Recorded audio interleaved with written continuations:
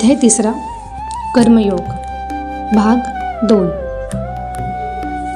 या भागात श्रीकृष्ण कर्माला यज्ञाचे स्वरूप देतात। हा प्रवास स्वार्थाकडून परमार्थाकडे नेणारा आहे।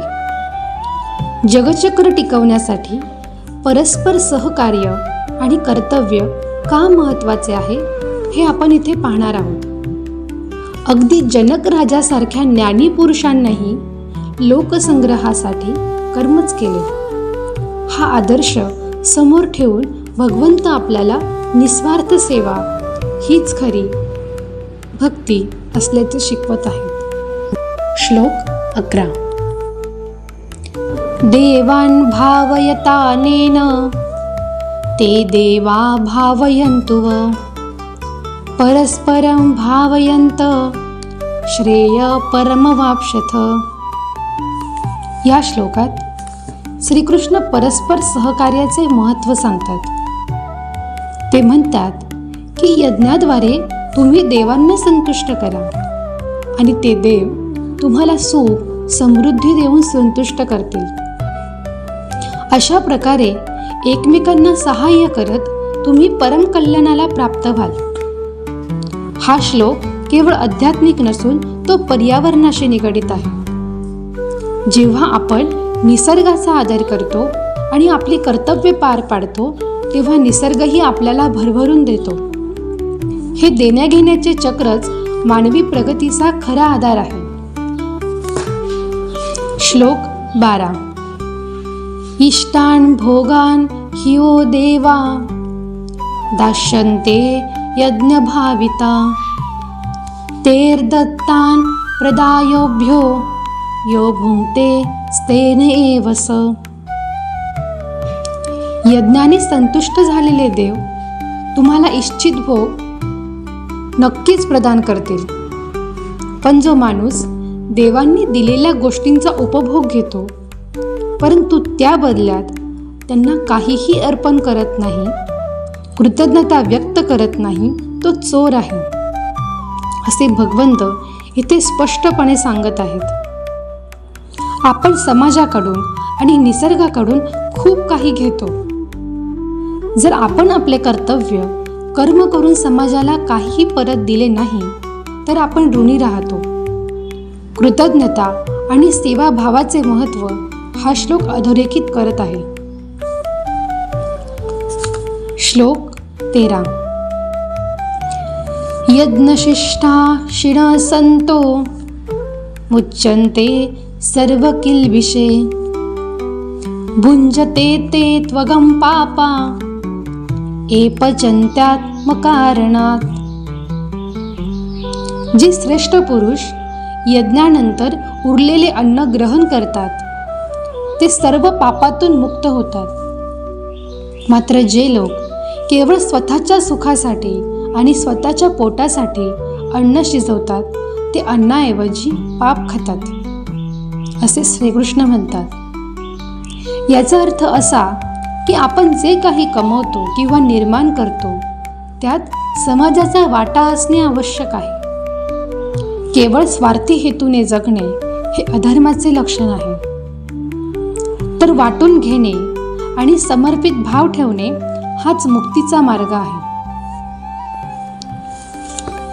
श्लोक 14।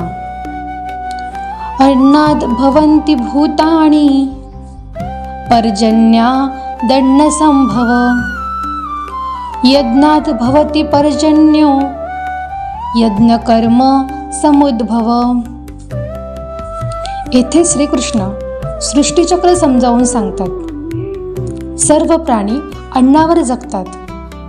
अन्न पावसातून निर्माण होते, पाऊस यज्ञाने पडतो आणि यज्ञ हा विहित कर्मातून निर्माण होतो।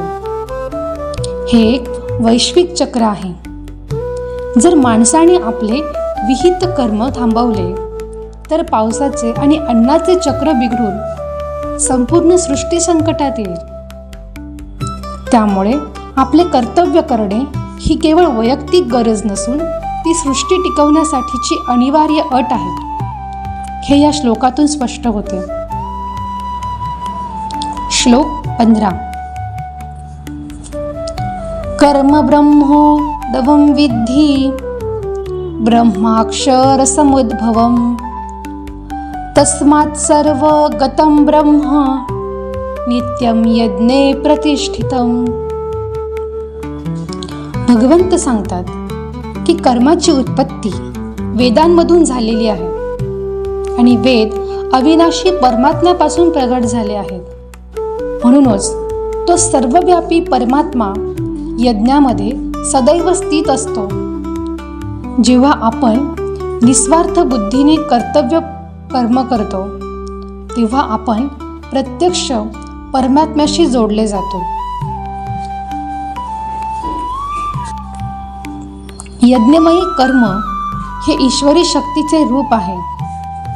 हा श्लोक कर्माला पवित्रता प्रदान करतो आणि आपल्याला सांगतो की आपले काम हीच ईश्वराची पूजा आहे, कारण त्याचे मूळ त्या अविनाशी तत्वात आहे.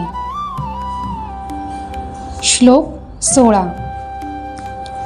एवं प्रवर्तितं चक्रं नानुवर्तयति हय अघायुरिंद्रिया रामो मोघम पार्थ सजीवती.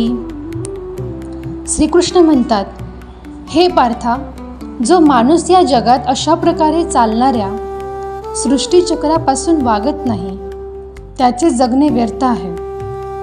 असा माणूस केवळ इंद्रियांच्या सुखात रमलेला आणि पापी असतो, जो फक्त घेण्याचा विचार करतो आणि सृष्टीच्या प्रक्रियेत आपले योगदान देत नाही. तो जगावर एक ओझे आहे. जीवनाचे सार्थक केवळ स्वार्थ साधण्यात नसून या वैश्विक चक्राचा एक जबाबदार भाग म्हणून आपली कर्तव्य पार पाडण्यात आहे. हा इशारा या श्लोकात दिला आहे. श्लोक 17. यस्त्वात् मरतिरेवश्य दात्मतृप्तश्च मानव आत्मन्येव च संतुष्ट तस्य कार्य न विद्यते. परंतु जो माणूस केवळ आत्म्यामध्येच रमतो, जो आत्मज्ञानाने पूर्णपणे तृप्त झाला आहे आणि जो स्वतःमध्ये संतुष्ट आहे, त्याच्यासाठी कोणतेही कर्तव्य उरत नाही. हा श्लोक अशा महापुरुषांचे वर्णन करतो ज्यांनी सर्वोच्च अवस्था प्राप्त केली आहे, ज्याला बाहेरच्या जगाकडून कशाचीही अपेक्षा उरलेली नाही आणि त्याचा आनंद आंतरिक आहे. त्याला कर्माच्या फळांची गरज नसते. तरीही असे महापुरुष लोकशिक्षणासाठी कर्म करत राहतात. हे आपण पुढच्या श्लोकात पाहणार आहोत. श्लोक 18. नैव तस्य कृतेनार्थो न कृते नेह कश्चन न चास्य सर्वभूतेषु कश्चिदर्थ व्यपाश्रय.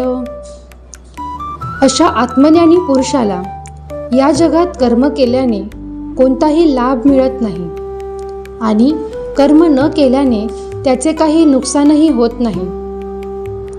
त्याला कोणत्याही प्राण्याकडून किंवा वस्तूकडून आपला स्वार्थ साधायचा नसतो. तो पूर्णपणे स्वतंत्र असतो. ही अवस्था म्हणजे पूर्ण मानसिक शांतीची अवस्था आहे. जेव्हा आपण गरजा आणि स्वार्थाच्या पलीकडे जातो तेव्हा आपले कर्म ओझे न राहता एक सहज आनंद बनून जाते. तरीही अर्जुन हा साधक अवस्थेत असल्याने त्याला कर्माचा त्याग करण्याचा अधिकार नाही. श्लोक 19.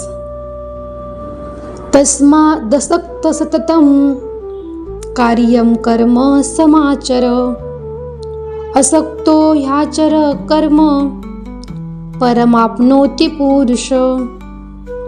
म्हणूनच श्रीकृष्ण अर्जुनाला मुख्य उपदेश देतात. तू फळाची आसक्ती सोडून सतत तुझे कर्तव्य कर्म कर. आसक्ती नसलेला माणूस कर्म करता करताच परमसत्याला किंवा मोक्षाला प्राप्त होतो. हा कर्मयोगाचा गाभा आहे. काम करणे चुकीचे नाही, पण कामाच्या फळाशी बांधले जाणे आपल्याला दुःखी करते.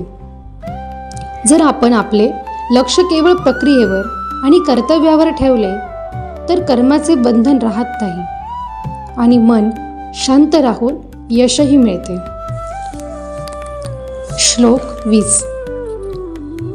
कर्मण्यैव हि संसिद्धी मास्तिथा जनकादय लोकसंग्रहमेवापि संपश्यन् कर्तुमर्हसि. जनक राजासारख्या महान ज्ञानी पुरुषांनी देखील कर्म करूनच परमसिद्धी प्राप्त केली होती. केवळ स्वतःसाठीच नव्हे तर लोकसंग्रह म्हणजे समाजाला योग्य दिशा देण्यासाठी आणि लोककल्याणासाठी तुला कर्म करणे भाग आहे. ज्ञानी माणसाने सर्व सोडून एकांतात बसण्यापेक्षा सामान्य लोकांसाठी एक आदर्श घालून देणे जास्त महत्त्वाचे आहे. समाजाची व्यवस्था टिकवण्यासाठी आणि इतरांना प्रेरणा देण्यासाठी आपली जबाबदारी पार पाडणे हे ज्ञानी माणसाचेही कर्तव्य आहे. हा महान सामाजिक संदेश इथे दिलेला आहे. श्रीमद भगवद्गीतेचे दिव्य ज्ञान रोज संध्याकाळी 6 वाजता ऐकण्यासाठी व नवीन भाग सर्वप्रथम आत्मसात करण्यासाठी आमच्या चॅनलला सबस्क्राईब करा, व्हिडिओला लाईक करा आणि बेल आयकॉनवर क्लिक करा.